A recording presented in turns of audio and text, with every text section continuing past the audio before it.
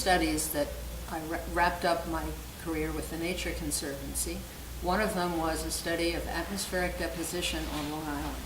Most people have heard of acid rain, which is produced when sulfur oxides and nitrogen oxides released by burning fossil fuels, so automobiles, power plants, etc., are released into the atmosphere and are absorbed into clouds and rainwater and fall to the earth as a dilute acid fertilizer, a nitrogen fertilizer that acidifies soil. This acid rain has caused severe impacts in high altitude mountainous regions. No one had looked at a place like Long Island down near sea level.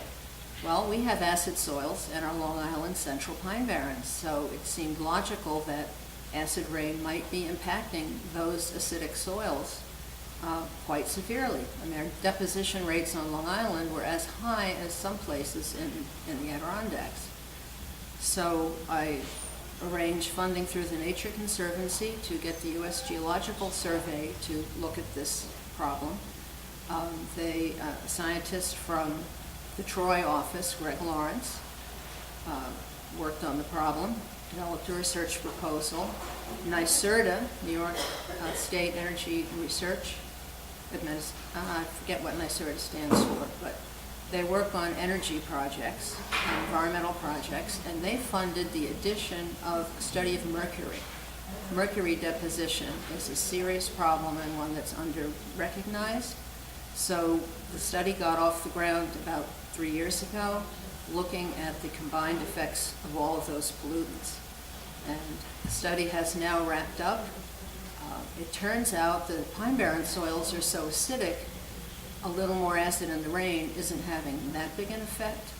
There is some loss of calcium and magnesium through this acidic rainwater leaching out of the soils down to deeper horizons, but apparently that's replaced by salts from seawater, from spray. Marine spray from our coastal areas gets carried in storms and is deposited just enough to replace what's being lost. And the mercury study found most places were okay on Long Island as far as mercury deposition goes, but there were several hot spots of mercury, at least one of which was near a trash burning incinerator. So that was how that study has wrapped up, although the mercury work is still continuing. And the other study that I wrapped up at the end of my Nature Conservancy time was monitoring of the impacts of excessive deer browse on forests on the Conservancy's Mashomic Preserve on Shelter Island. Deer impacts are severe. Forests are not regenerating. There are no young trees to replace the tall, mature trees. Excessive deer browse also results in a spread of invasive species because the deer don't eat very many of the invasive plants. They eat the native plants. So the deer are shifting the balance from our native species to non-native species, which do not support the wildlife or support food webs the way an all-native system would. So we have to reduce deer. People created this problem by removing predators, natural predators of deer, in developing areas, planting farms and backyard landscapes full of plants the deer like to eat. So they have multiplied, and it's a slow motion train wreck for our forests. They're going to turn into woodlands and shrub savannas, perhaps. One big storm that knocks down trees with no young trees to replace them could drastically change the appearance of our landscape. I'm continuing to work in science on my own, trying to spread information and share information about ecology and the state of our natural world. At one point early in my career, I wanted to be a big scientist who did great work and got famous. Well, that's the kind of dreams I had in high school, perhaps, but I'm happy that my path has taken me, partly by chance, to a place where I feel that I have made a difference. I've made a difference on Long Island and beyond, and I'm happy about that. Novel ecosystems occupy a range from highly altered urban systems with almost nothing native left, all the way out to almost completely natural systems, and we're on a gradient in between.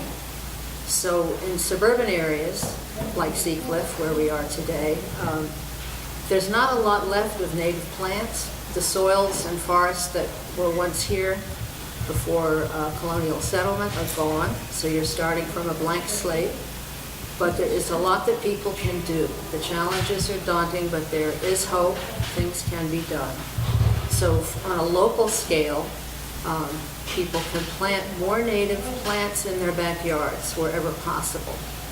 And the reason for that is native insects can only eat native plants, and a very few native plants. Most insects are specialists, about 80% of them.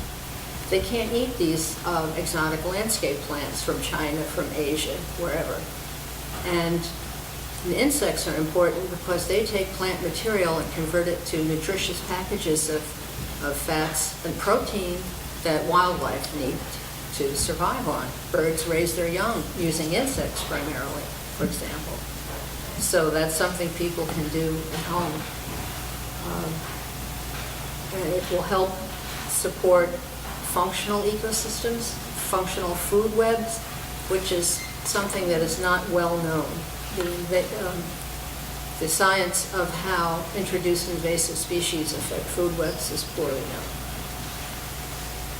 So, questions about that?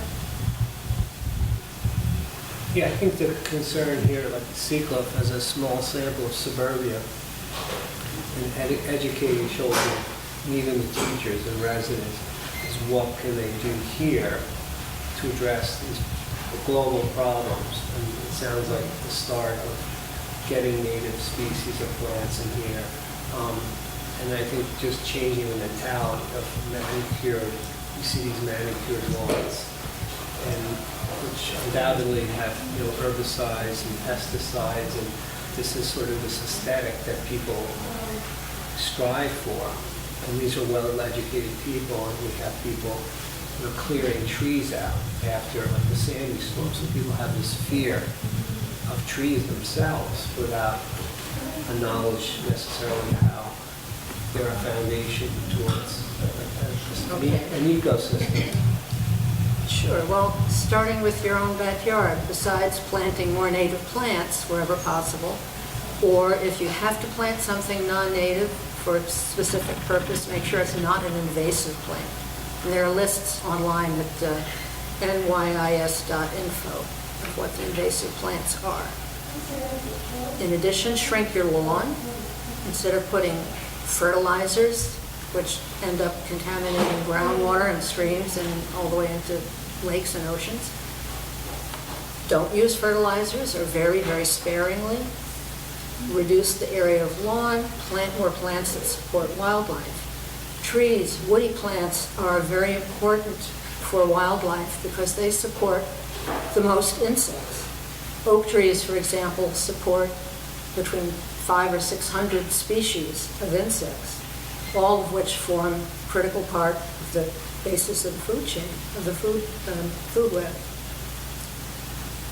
So I can understand people being concerned about a big tree falling on your house, but first, if you're thinking of removing it, get a qualified arborist to take a look at the tree and see how healthy it is. Is there really any danger in the near future of it being blown over? Does it have carpenter ants or other problems? And wherever possible, leave the trees, but if they're really, really too close to your house, your family's health and safety is certainly a priority for consideration. But where you can, keep the trees, keep them farther away from your house, and maintain especially woody native plants in your landscapes.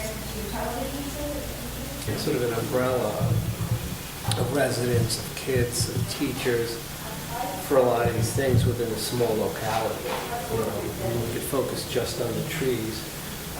We can focus on pesticides and herbicides, and we could introduce positive things, other ideas like no-mow lawns, and composting and mulching and gardening. So, I mean, if a group of people are together that are passionate about different parts of these things, we're also mobilizing and using this as a platform for educating kids and others. Then there's mass there, like the Long Island Native Plant Initiative. They're out in Riverhead, but their work is extremely important.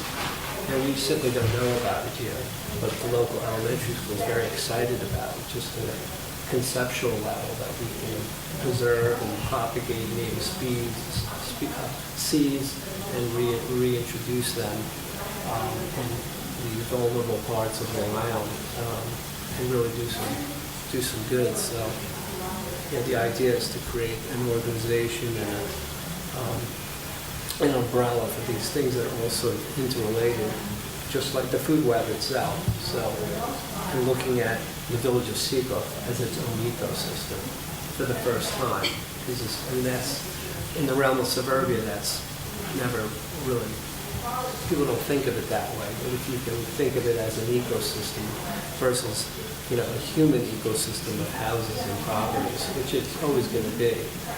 But before humans got here 100 or so years ago, it was its own ecosystem, and let's recognize that and try to keep that going and look at all the different pieces of the puzzle and how they fit together.